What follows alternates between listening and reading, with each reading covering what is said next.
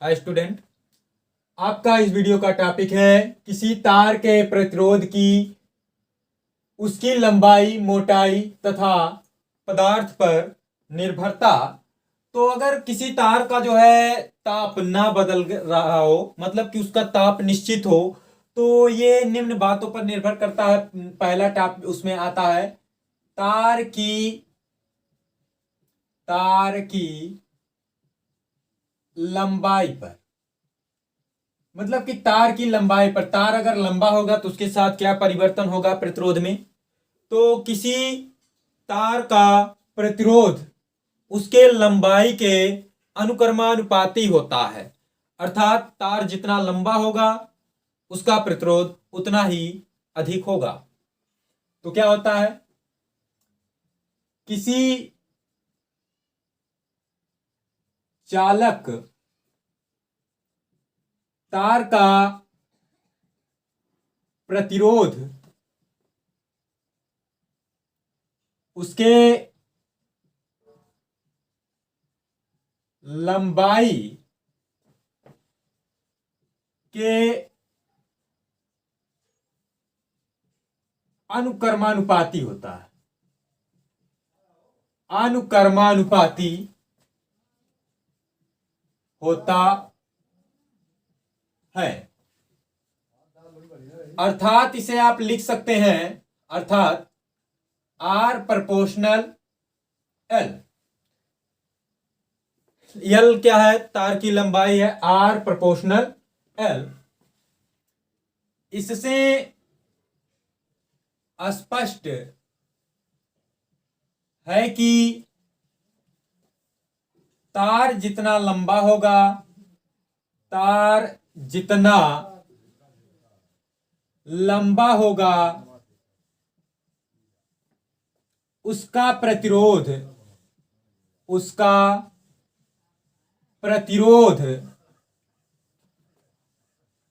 उतना ही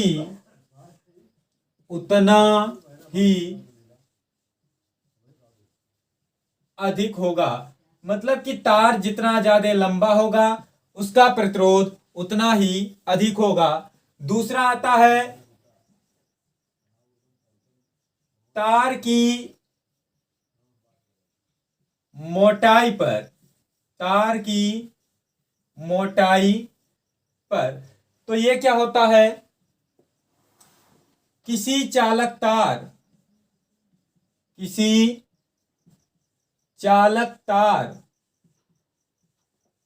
का प्रतिरोध उसके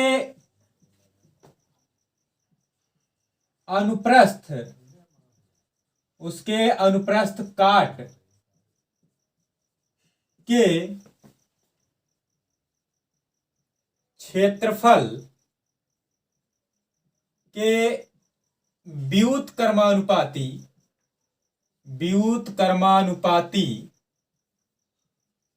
होता है। अर्थात आर व्युत्क्रमानुपाती ए। क्या है, तार के अनुप्रस्थ काट का क्षेत्रफल। इससे स्पष्ट है कि तार जितना मोटा होगा उसका प्रतिरोध उतना ही कम होगा। इससे स्पष्ट है कि तार जितना मोटा होगा उसका प्रतिरोध उतना ही कम होगा। इसका तीसरा टॉपिक आता है तार के पदार्थ पर। मतलब तार के पदार्थ पर, अब अगर विभिन्न पदार्थों के तार समान लंबाई और समान मोटाई के खींचे जाएं तो उनके प्रतिरोध भिन्न भिन्न होते हैं। मतलब कि तार के पदार्थ पर भी उसका प्रतिरोध निर्भर करता है।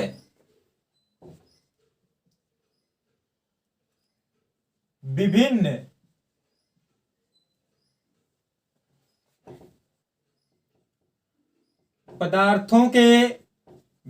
पदार्थों के समान लंबाई